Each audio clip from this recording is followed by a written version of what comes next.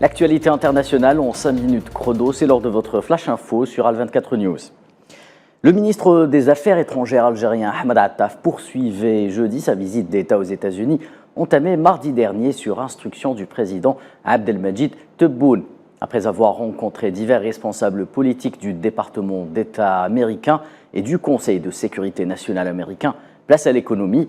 Le chef de la diplomatie algérienne a rencontré des hommes d'affaires américains auprès desquels il a exposé les atouts et le potentiel du marché algérien en invitant les investisseurs américains à saisir les opportunités qui leur sont faites de pénétrer ce marché et investir dans de nombreux secteurs prometteurs à l'image de l'énergie et l'agriculture. La CEDEAO a décidé d'activer une force en attente susceptible d'intervenir militairement au Niger. La communauté économique des États d'Afrique de l'Ouest a ordonné jeudi le déploiement d'une force en attente pour restaurer l'ordre constitutionnel au Niger via une éventuelle intervention militaire, affirmant toutefois qu'elle souhaitait une restauration pacifique de la démocratie.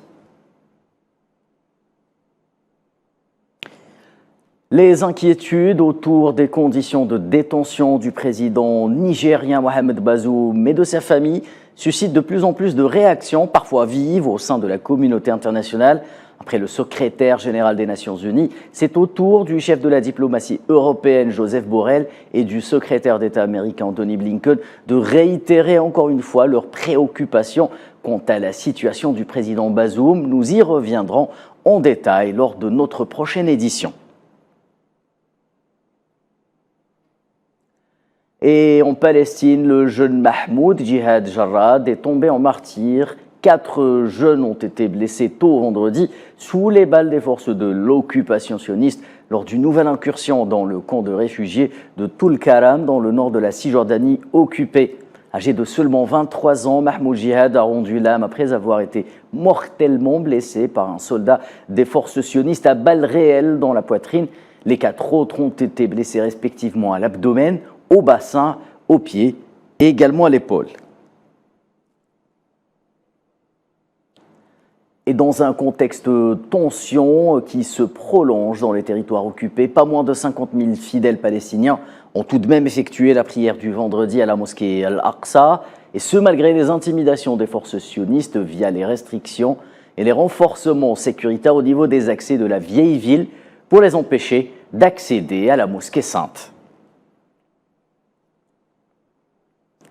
Et à la suite d'un nouveau drame lié au naufrage d'un bateau de migrants au large de l'île italienne de Lampedusa en mer Méditerranée, 3 organisations onusiennes, à savoir l'OIM, l'UNICEF et le HCR, ont appelé les pays du pourtour à davantage d'efforts et de prise de responsabilité à travers le déploiement de moyens supplémentaires pour sauver la vie des migrants.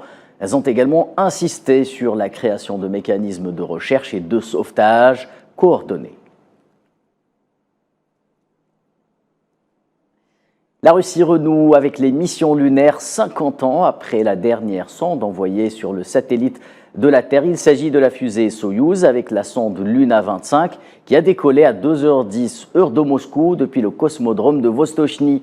Selon les images diffusées en direct par l'agence spatiale russe Roscosmos, l'engin doit atteindre l'orbite lunaire dans 5 jours, où il passera ensuite entre 3 et 7 jours pour choisir le bon endroit avant de se poser dans la zone du pôle sud lunaire.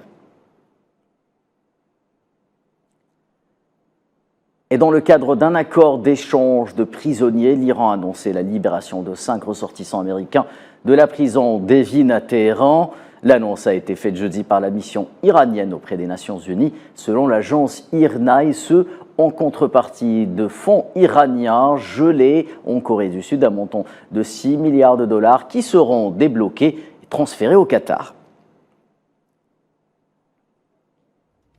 C'est la fin de ce flash. Rendez-vous dès 19h pour une page complète de l'information sur Al24 News.